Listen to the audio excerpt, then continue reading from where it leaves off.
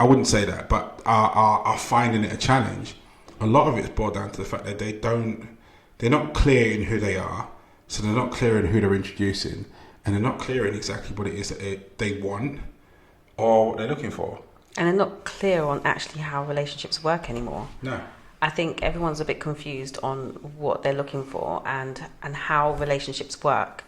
And I think that's something that we should probably talk about at some point. But, you know, this idea of we just want relationships to go on dates and have fun and live the soft life, and nobody's really talking about how you get to that place. And that place is not soft all the time. There's many moments of hardship, and no one wants to hear that. The soft bits, they are few and far between. No one wants to hear that. No one.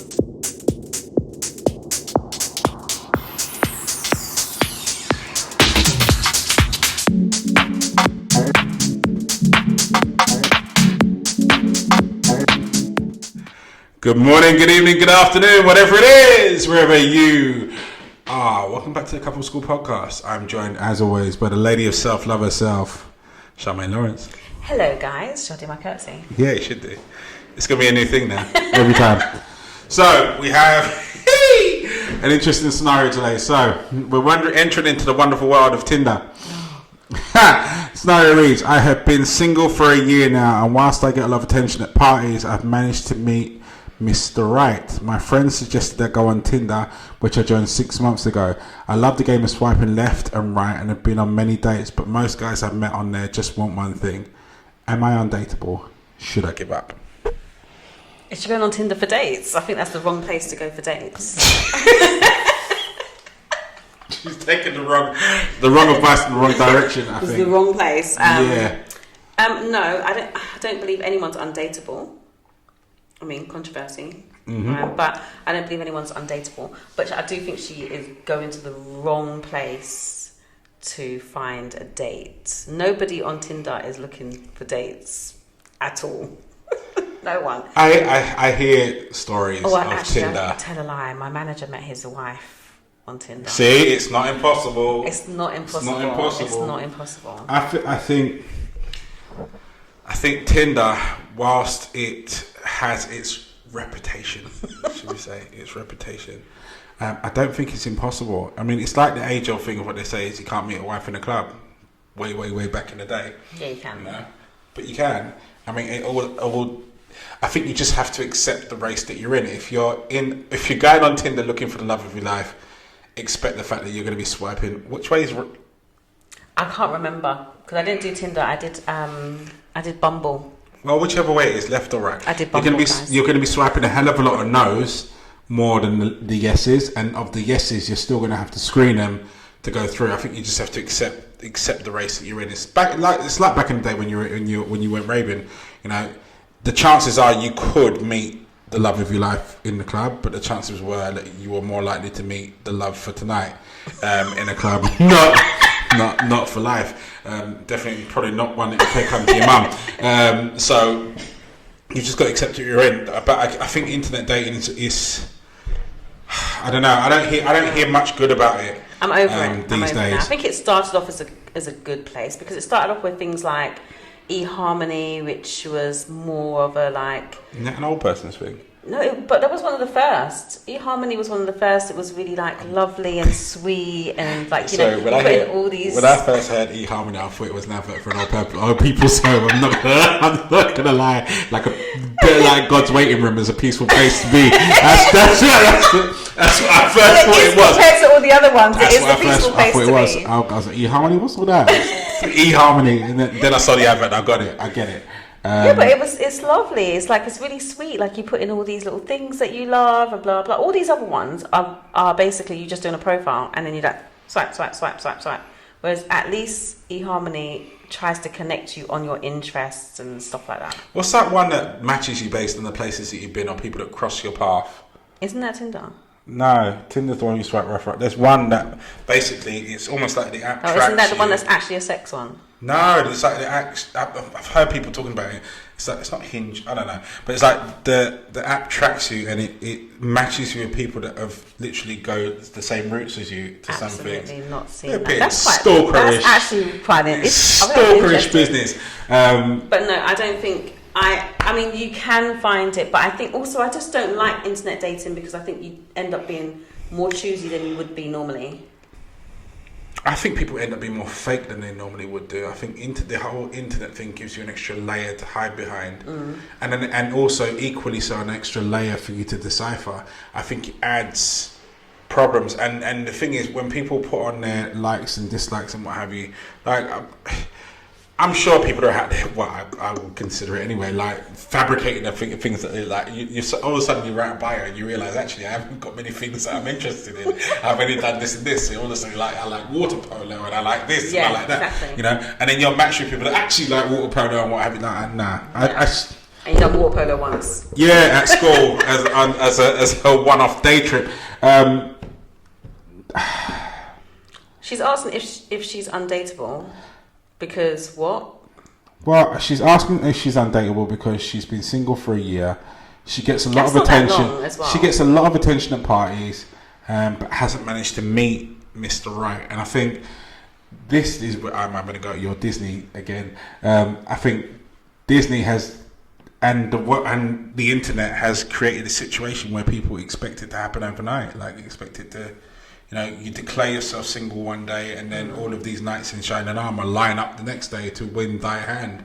You know, it's not like that. In the day of convenience that we live in, you know, you're gonna have to accept you're gonna kiss a few frogs in order to find a prince. And in this instance here, you've only been single for a year. Yeah, it's not long. Yeah, you've only been single for a year, and also like if you take a look at my analogy, you're going right. Well, you don't find a wife in the club. Like you've gone to a few parties and you've tried Tinder. Two wrong areas really for you to be searching for a hubby to be. So, can I throw something in there as well? Yeah, go. This idea that I get a lot of attention. What that has have no relevance on you finding a partner. Like, if you look attractive and you are dressed sexy, you are going to get attention. It doesn't. You don't even have to be attractive. If you dress sexy, you're generally going to get attention. I think this idea that, because I get a lot of attention means that I'm a good caliber, or this guy's going to really love me or fall for me because I've attracted him with my sexiness, doesn't necessarily mean that someone's going to be trying to find you as a wifey. So I think that's another thing. I think sometimes females, we are led to believe that we need to attract men with our physical, and that somehow then if we do all these things to attract him, then he's going to see the qualities within me. And it's absolute no, not all the time. Like, so this idea, I hear people say this all the time, but I get a lot of attention, or I get many people do this, or that it means absolutely nothing. That doesn't mean that, you know, people are looking for a wife at a party or on Tinder. So yeah, just to throw that out there, like, that bears no relevance in my opinion. It doesn't. I mean, and I think I say this to people a lot. If you have to start with the end in mind. So if you are looking for a partner, what type of partner is it that you're after, and what type of connection is it that you're after? And then base the places that you would like to meet said people on the answers to those questions. You know, if gym is a serious thing for you and it's a way of life for you, and you like doing physical activities and that kind of thing, then do activities that involve you going to those sorts of places, and you will bump into those like-minded types of people. You know, if you're a fitness individual but then you're looking for, you know, to find a wifey or husband in a club where you're going to bump into people that aren't conducive to what you would normally do on a day-to-day basis, to me, you're just wasting your time. You're better off, you know. And I finished the book actually, Date You First. I finished writing it. Transcript's been proofread. But part of one of the things that one of the concepts that I go through in that is to actually focus on you to find the person that you're going to connect with. The more you know you, the vast majority of people that I speak to, that if I asked them to introduce themselves, wouldn't actually know how to do it. So they couldn't actually detail what they're good at, the things that they like to do, how they like to spend their time, what they like to spend their money on, what type of holiday would do it for them, and what they like to do without the noise. They couldn't explain that. But if you can't explain that, how can you introduce it? If you can't introduce it, how do you find someone that's conducive to it?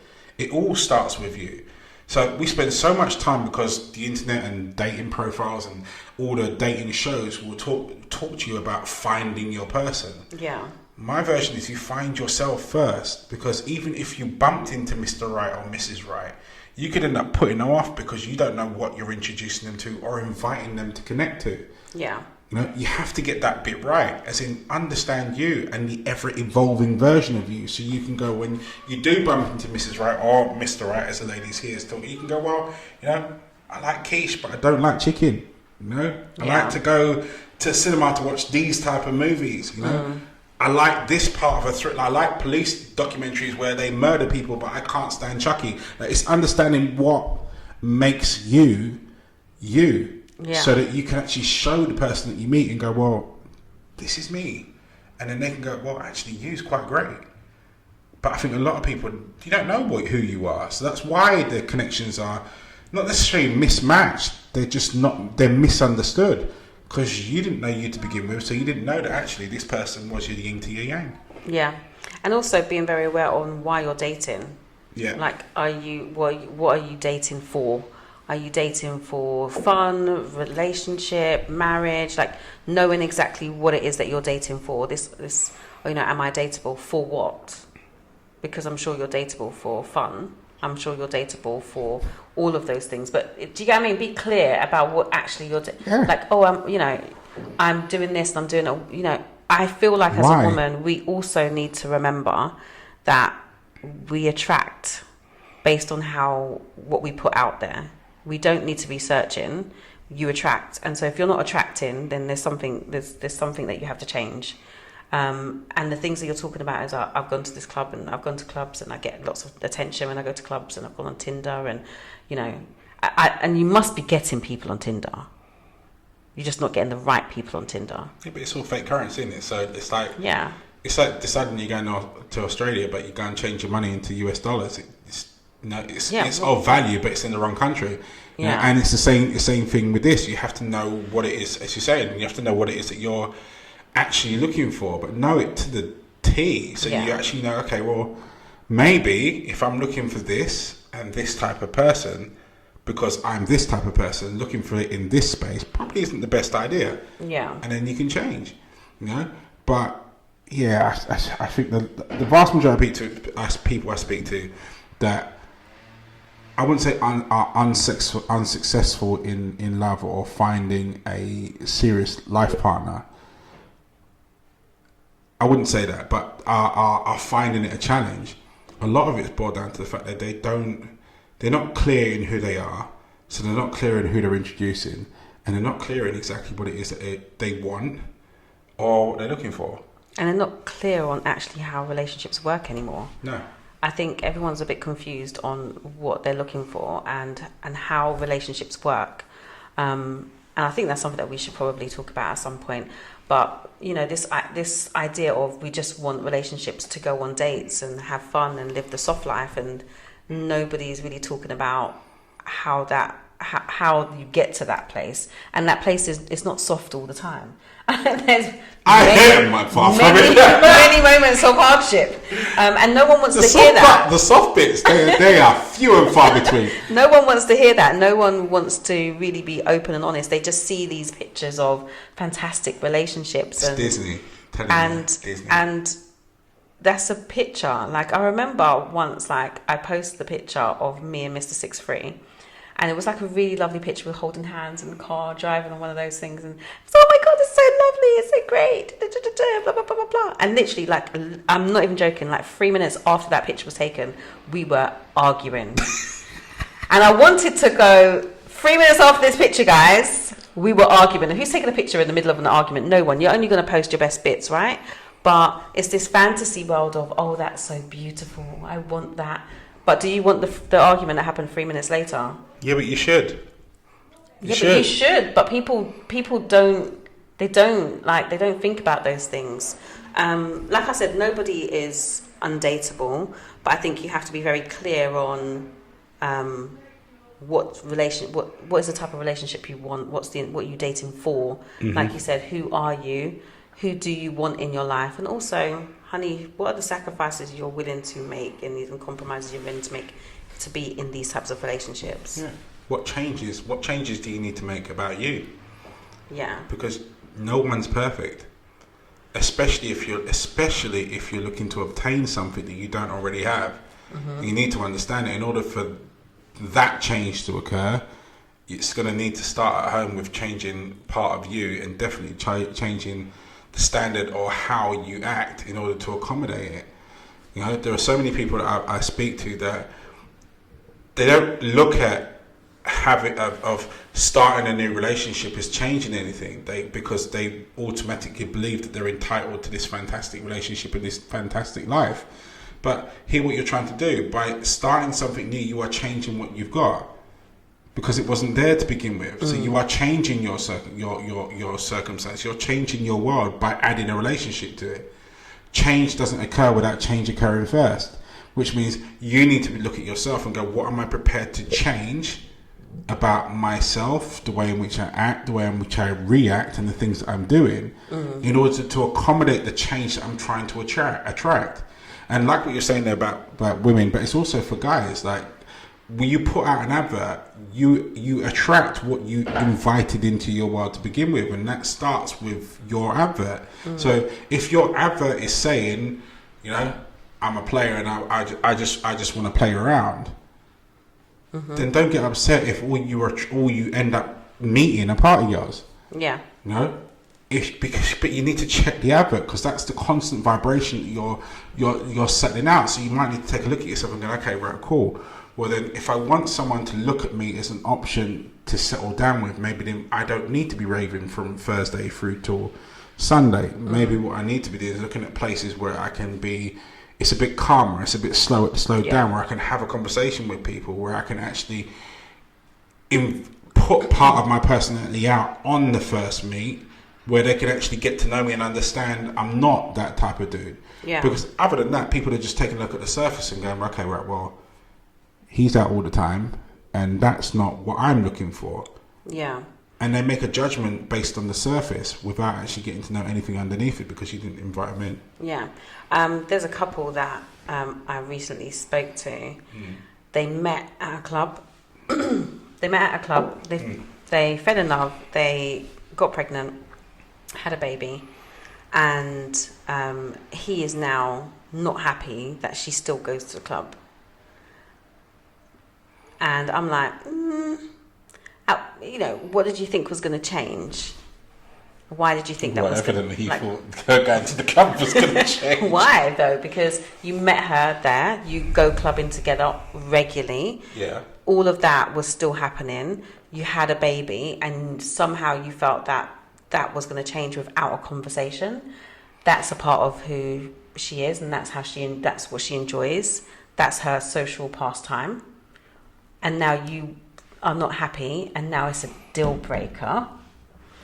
and then the conversation I'm having is, well, before you had the baby, was there a conversation? There's this expectation that things are going to change because, you know, this situation is in, but it hasn't. And now we're at a deal breaker conversation because she's not willing to sacrifice that right now, because she feels she's young and she wants to enjoy her time, and she has a family that are very supportive, and you know, baby is spoilt, and she has the freedom to do these things. And until they are like having multiple children where they have to kind of like really calm down, she's not willing to do that right now.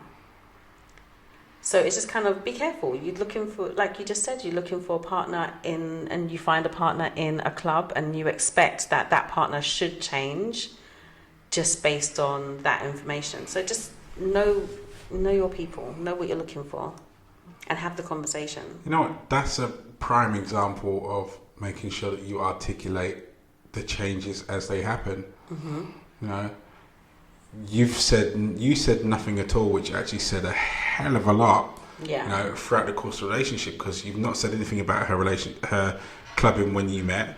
You haven't said anything about the two of you clubbing together whilst you're there, so the two of you are doing it. You just had this silent expectation that when a baby hit, things would change automatically. Yeah.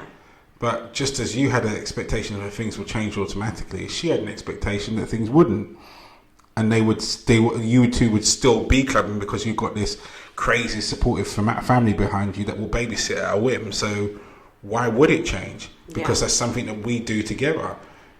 You've got no right in that respect, really, as far as I'm concerned, to just expect that. You should have articulated that, you know what, babe, I'm all good with raving right now, but when a kid comes along, I'd like to slow down. Yeah. And I dropped that conversation way back when. Yeah. Right? Before the kid was there, before you got to the situation now where you're upset in the corner because you're the one holding the bottle in the middle of the night and she's out there raving still on top of a speaker.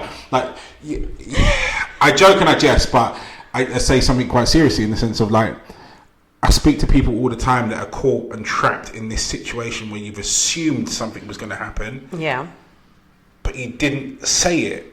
And the joke is that in the vast majority of cases that I've spoken to couples separately, they would have been happy to, had it been approached them at the point where it was a choice. Mm-hmm.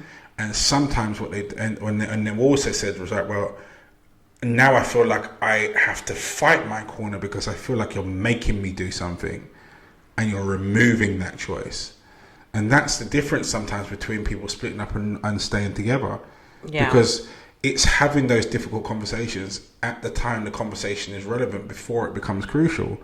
Is to say to them, you know what, babe, like, I didn't appreciate that. I don't like that. Or when this happens, I quite like our life to be like this. And having these conversations in advance, not when the proverbial crap's hit the fan, and you're sat at home watching the day turn into the night turn into day, and she's like, "Come on, babe, let's go." She ain't come home yet. Like, you haven't really got grounds to stand on. Definitely not. And when you and also, like, if you take a look at the context of the two of you met in the club. She's been consistent. You're the one that's changed. Yeah. Because you met in the club, she was raving. You then got together, you were both raving. Mm-hmm. Now you've had a kid, she still wants to rave. But you're the one that's now saying, I'm not down for that. Yeah. So, but it's a conversation you should have had when the two of you were raving, going, well, in anticipation of where I think this relationship is going, I quite like to have a kid at some point in time. But you see, when the kid comes along, I don't really want to be raving. Yeah, exactly. So yeah, no one's not dateable. You are definitely dateable. But I think it's just really fine tune what you're actually looking for. Yeah. I would say. I think the sentence here saying, should I give up, or sentence, a question, should I say, sort of signifies your frustrations with bumping into dudes that aren't serious and going through situations that aren't serious, and it when you get constant, and it's not even rejection, but it feels like rejection. In that respect, it can make you feel like, oh, is it me? And in this instance here, I probably would say, yes, it is, but not in that sense of going, right, well, it's me that I've messed up, or I'm not enough, or I'm not dateable. It is you that, with not being honest about what it is that who you are in terms of what you're looking for and where you're looking for it. And maybe you should give up Tinder, and maybe you should give up meeting guys in parties. But maybe what you should also do is switch your agenda and switch your position and switch the places that you're going to, so you meet someone that's more applicable to how you would like your life to be. Yeah, and don't rush. What's the rush? Exactly. It's only been a year and you're already getting frustrated. It will come when it comes. Enjoy your life. Enjoy. There's so much for me as a woman when I've left a relationship to become a single person. There's so much empowerment that you learn that when you realize that actually I can do this on my own and I'm really enjoying this and I'm building, and you don't have anyone that you have to kind of focus on. So really enjoy that time while you have it, because when you're in a relationship, there is things that you have to compromise on that you don't have to do when you're single. Mm-hmm. So use this time actually to really just enjoy who you are, enjoy your friendships and enjoy adventures. And it will come. If you're attracting people, the right person, the person will come. but you do need to know who you are. You do need to know what you're looking for, and you need to go to the right spaces to get that. Because the joke is, you probably met people that are compatible to what you want to do already. It's just that they might not have voiced their interest because of where you were and made a judgment call on you. Could be, or because you don't know enough about yourself right now or what it is that you're looking for, that you didn't spot the signs or even spot the application. And the amount of people at times that, even especially in my own life, that I found what I'm looking for when I'm not looking for what I'm looking for. When I'm just getting on with life and doing me and this, that, and the other, and focusing on my own happiness, that all of a sudden the right person, the right scenario to add to that happiness comes knocking on your door itself. So maybe what you need to do is to stop looking for him, start looking for you, let him find you. And he will. Oh yeah, definitely. But get off of Tinder. It's not for you. Yeah. Anyway, that brings us to time. Thank you so much for watching. Thank you so much for subscribing. If you haven't done so, please hit the button. It's down there. And also, don't forget the bell. That's up there. I'm sure it is anyway. It helps the infamous algorithm that the whole world seems to be wrapped itself around and ticking by these days. So, can either make you or break you, so please make us. Don't forget to join us for Couple School After School next Tuesday at 9 p.m. 9 p.m. new time. Deep into this subject, taking your queries, taking your questions, taking your disagreements with Charmaine. That's what I'm really hunting for. I really enjoy it. Trigger her, it's fun. Don't forget to join us for Couple School After School. We really love the debate, really love the conversation and the insight. It really does make our day, and it helps the whole. Disagreements help us understand. Yeah. They help us understand. They help us broaden our perspectives, and they give us a new way of looking at things that we probably didn't look at before. And even as coaches, we're still coachable. So, just don't forget Couple School After School. In the meantime, you stay strong, stay focused. See you later, guys. Peace.